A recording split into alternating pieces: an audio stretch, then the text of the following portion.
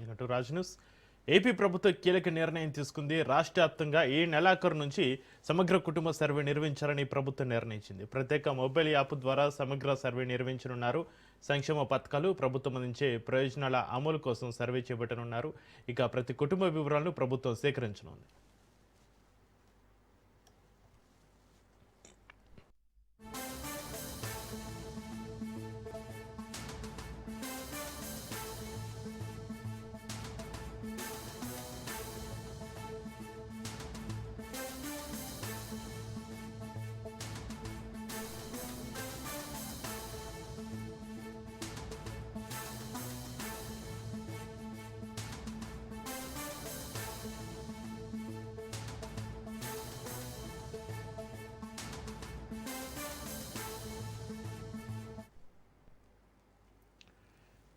AP ప్రభుత్వం కీలక నిర్ణయం తీసుకుంది. రాష్ట్ర వ్యాప్తంగా ఈ నెలాఖరు నుంచి సమగ్ర కుటుంబ సర్వే నిర్వహించాలని ప్రభుత్వం నిర్ణయించింది. ప్రత్యేక మొబైల్ యాప్ ద్వారా సమగ్ర సర్వే నిర్వహించనున్నారు. సంక్షేమ పథకాలు, ప్రభుత్వం అందించే ప్రయోజనాల అమలు కోసం సర్వే చేపట్టనున్నారు. ప్రతి కుటుంబ వివరాలను ప్రభుత్వం సేకరించనుంది. ఇక ఈ సర్వేకి సంబంధించి మరింత సమాచారాన్ని మా ప్రతినిధి సంతోష్ ఫోన్ లైన్లో అందిస్తారు. సంతోష్, ఏపీ ప్రభుత్వ కీలక నిర్ణయం, రాష్ట్ర వ్యాప్తంగా ఈ నెలాఖరు నుంచి సమగ్ర కుటుంబ సర్వే సంబంధించి మీ దగ్గర ఉన్న అప్డేట్స్ ఏంటి? సంతోష్. శ్రీ, ఇక ఏపీ ప్రభుత్వం ఒక కీలకమైనటువంటి నిర్ణయం కూడా తీసుకోవడం జరుగుతూ ఉంది. ఏదైతే ఇటు పరిపాలనా సౌలభ్యం కొరకు సంక్షేమ పథకాలు అందరికీ కూడా అందే విధంగా కూడా ఇక కూటమి ప్రభుత్వం ముందడుగు వేస్తున్నటువంటి పరిస్థితులు కూడా కనబడతా ఉన్నాయి. ఒక ప్రత్యేక మొబైల్ యాప్ ద్వారా కూడా ఈ నెలాఖరు నుంచి సమగ్ర కుటుంబ సర్వే అనేది కూడా నిర్వహిస్తున్నట్టు ప్రభుత్వం అయితే కనుక నిర్ణయం తీసుకోవడం కూడా జరుగుతుంది. ప్రతి కుటుంబం యొక్క సభ్యుని యొక్క వివరాలు సేకరించి ఆ యొక్క ప్రత్యేక యాప్ లో అయితే కనుక పొందుపరిచే అవకాశాలు ఎక్కువగా కనబడతా ఉన్నాయి. ఎందుకంటే ఇటు మార్చి ఏదైతే ఇటు వస్తున్నటువంటి నేపథ్యంలోనే దీనికి సంబంధించి 2026-27 నుంచి కూడా ఇంకా పూర్తి స్థాయిలో ప్రతి ఒక్కరికి కూడా ఇటు కేంద్ర రాష్ట్ర ప్రభుత్వాలు ఏదైతే పథకాలు అందిస్తున్నాయో వాటన్నిటినీ కూడా చిట్ట చివరి వ్యక్తులకి సైతం కూడా అందే విధంగా, అంటే క్షేత్రస్థాయిలో అందే విధంగా కూడా ఇటు కూటమి ప్రభుత్వం నిర్ణయం తీసుకోవడంతో దీనికి సంబంధించి కుటుంబ సమగ్ర సర్వే అనేది కూడా నిర్వహిస్తున్నటువంటి పరిస్థితులు కూడా కనబడతా ఉన్నాయి. ఎందుకంటే ఇది ఏదైతే ఇటు ఆధార్కి సంబంధించినటువంటి అంశాలు కూడా ఇందులో పొందుపరిచి దీంతో లింకప్ చేసి కుటుంబ వివరాలని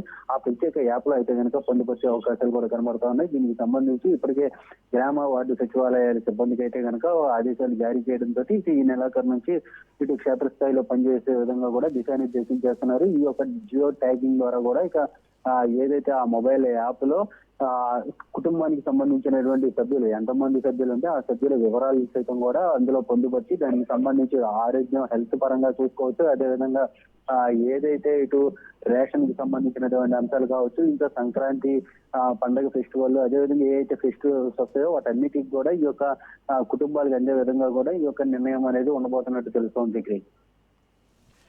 సంతోష్, ఒక మొబైల్ యాప్ ద్వారా కుటుంబం యొక్క ఆర్థిక, వ్యక్తిగత మరియు ఆస్తి వివరాలను సేకరించడం వల్ల డేటా చోరీకి గురయ్యే ప్రమాదం ఉందా?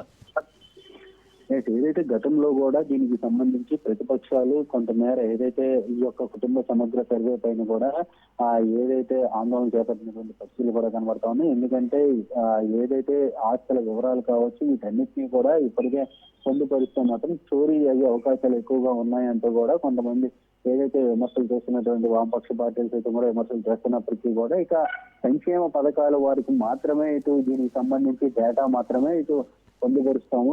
ఎందుకంటే ఇప్పటి వరకు కూడా క్షేత్రస్థాయిలో గ్రామ వార్డు సచివాలయాలు పనిచేస్తున్నప్పటికీ ఏదైతే పెన్షన్ కార్యక్రమం నుంచి ఇటు సంక్షేమ పథకాలు అమలు చేస్తున్నటువంటి పనితీరుపై కావచ్చు ఇదంతా ఈ యొక్క ప్రత్యేక యాప్ లో మాత్రం పర్యవేక్షించే విధంగా కూడా, అంటే గ్రామ వార్డు సచివాలయాల నుంచి కూడా ఈ యొక్క ప్రత్యేక యాప్ లో ఎవరున్నారు ఏంటి దీనికి సంబంధించినటువంటి అంశాలన్నిటికీ మాత్రమే ఎక్కువగా పర్యవేక్షించే అవకాశాలు ఉంటాయి. కానీ ఏదైతే ఇటు వారికి సంబంధించినటువంటి ఆస్తుల వివరాలు కావచ్చు, డేటాకు సంబంధించినటువంటి ఎటువంటి అంశాలను సైతం కూడా వీరు ఆ యొక్క సైట్ లో అయితే కనుక నమోదు అవ్వు అని భరోసా అయితే కనుక ప్రభుత్వం కల్పిస్తున్నటువంటి పరిస్థితులు అయితే ఉన్నాయి.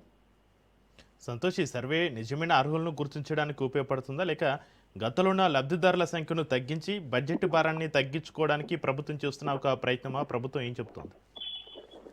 ఏదైతే గత ప్రభుత్వంలో చూసుకున్నట్లయితే కనుక ఏదైతే సంక్షేమం అయితే పెద్ద ఎత్తున అమలు చేసినప్పటికీ అనర్హులు సైతం కూడా ఈ యొక్క సంక్షేమ పథకాలు అందించినటువంటి నేపథ్యంలోనే ఇక అర్హులైన ప్రతి ఒక్కరికి కూడా సంక్షేమ పథకాలు చేరువయ్యే నేపథ్యంలోనే ఈ యొక్క ప్రత్యేక యాప్ ద్వారా కుటుంబ సమగ్ర సర్వే అనేది కూడా ఉపయోగపడుతుందంటూ కూడా ఇటు ప్రభుత్వం నుంచే వస్తున్నటువంటి సమాచారం. అంటే ఇటు పూర్తి స్థాయిలో ఏవైతే పథకాలు పేద ప్రజలకు మాత్రమే అందేటువంటి ఫలాలు తప్పనిసరిగా అయితే కనుక అందుకోవాల్సినటువంటి అవసరం నేపథ్యంలోనే ఇటు అనర్హులు ఎవరైతే ఉంటారో వారిని ఏరివేత కూడా జరిగే అవకాశాలు ఎక్కువ కూడా ఉంటున్నటువంటి నేపథ్యంలోనే ఈ యొక్క సమగ్ర కుటుంబ సర్వే అనేది కూడా నిర్వహిస్తున్నట్టు కూడా తెలుస్తా ఉంది. అయితే మార్చి లోపు అయితే కనుక ఇది పూర్తి చేస్తే మాత్రం ఇంకా వచ్చే ఏడాది ఆర్థిక సంవత్సరం 2026-27కి సంబంధించి ఆర్థిక సంవత్సరానికి సంబంధించి ఇక పూర్తి స్థాయిలో సంక్షేమ పథకాలు కావచ్చు, అదేవిధంగా దీనికి సంబంధించినటువంటి డేటా ఏదైతే ఉందో ఆ డేటాని ఏదైతే ఫిల్టరింగ్ చేసినటువంటి నేపథ్యంలోనే వారికి పూర్తి స్థాయిలో అయితే కనుక